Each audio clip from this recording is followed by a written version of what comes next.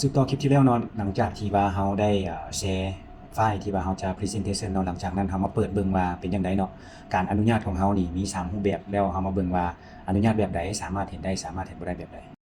หลังจากที่แชร์ลิงก์เนาะแชร์ลิงก์เข้ามาเนาะคืออาจารย์ได้แชร์ไปบัดนี้มาก็แม่นนักเรียนแชร์เข้ามาเนาะเราก็สามารถคลิกใส่ไฟล์ลิงก์นั้นเลยเนาะเดี๋ยวเราจะเห็นว่าสไลด์นี่มี1แล้วเนาะ2 3 4 5 6 7เนาะ7สไลด์เนาะก็สามารถสร้างได้ปกติแล้วก็อยู่ประมาณจะ7-50คนเนาะในการเฮ็ด presentation แต่ตัวนี้มันสำคัญเนาะคือว่าเราบ่สามารถที่จะไป edit หรือว่าแปลงอหย่างของเราได้เนาะเพราะว่าเมื่อกี้นี้เราได้เลือกเลยเนาะเราเลือกว่าสามารถ edit ได้บ่คอมเมนต์ตัวนี้มันสามารถ viewing เนาะก็ถือว่าเพียงแต่เบิ่งได้เนาะตัวว่าก็สามารถสร้างเป็นเฮ็ดเป็น presentation ได้เนาะตัวนี้สามารถนำเสนอโซอยู่ในบทเรียนบอกเลยว่าเราจะนำเสนออยู่ในภาคส่วนใดเนาะเราก็สามารถแชร์ลิงก์ตัวนี้เขาเจ้าสามารถนำใช้ได้เลยงามเนาะสบายแล้วก็ว่องไวเป็นคลิปสั้นๆเนาะต่อกันจากคลิปที่แล้วนี้เราส่งไปหมู่ส่งมาเนาะการอนุญาตว่าสิให้เขา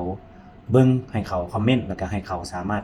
ปรับปรุงได้บ่เนาะตัวนี้เป็นเราสามารถเลือกได้เลยอยู่ในฟังก์ชันของมันเนาะตัวฟรีหรือว่าตัวเสียเงินนำใช้ได้เบิดขอบใจ